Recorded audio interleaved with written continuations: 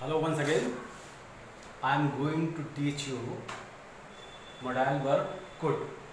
Okay? Could means सकता था, सकती थी एंड सकते थे. जब वाक्य के अंत में सकता था, सकती थी और सकते थे दिए होते हैं तो फिर हम could वर्ब का इस्तेमाल करते हैं. ओके, could मॉडल वर्ब का इस्तेमाल करते हैं. I hope it is clear. Okay, so past capability, ये पास्ट की क्षमता को दिखाता है.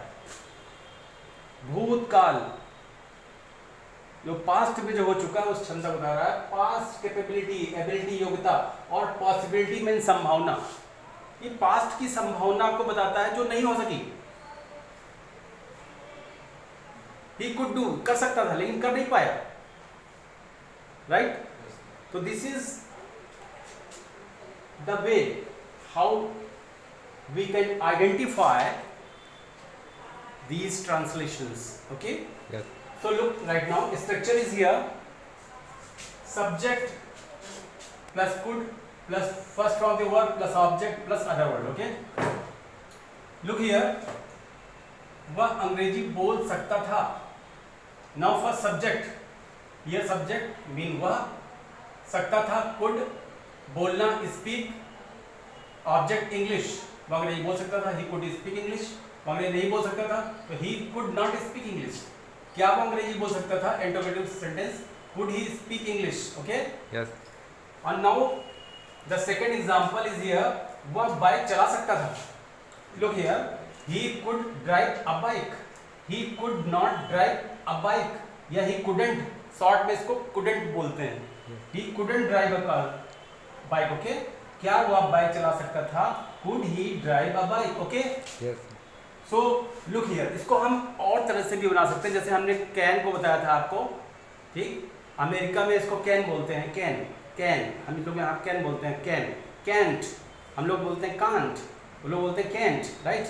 सो look here, he was able to speak English, वह अंग्रेजी बोल सकता था. उसी बात को कहने के और तरीके हैं हमारे कुड को.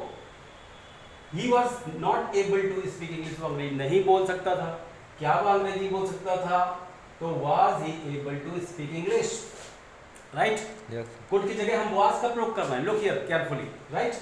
और उसको दूसरे तरह से भी हम बना सकते हैं. Look here, there are so many example I have given right now. हमने बहुत सारे एग्जाम्पल दिए हैं कुड के सेंटेंस को बनाने के लिए. एक ही सेंटेंस को हम कई तरह से बना सकते हैं dear students. Okay? So look here, he had ability to speak English. उसमें ability है, योग्यता है अंग्रेजी बोल, मतलब अयोग्यता थी. हियर इज नॉट है, हियर इज थी dear students. Okay, because he is, it is had. उसके उस मतलब वो अंग्रेजी बोल सकता था तो he had ability to speak English, उसको उसके पास अंग्रेजी बोलने की योग्यता थी. He had power to speak English, उसके पास अंग्रेजी बोलने की कुव्वत थी. He had capacity to speak English, उसके पास अंग्रेजी बोलने की क्षमता थी. And in the same way, he had eligibility to speak English. Okay, I hope it is clear right now. So this is the way. There are so many sentences which I have given you to translate one sentence. Okay, I hope it is clear. We will be in touch with you in next video. Till then, goodbye.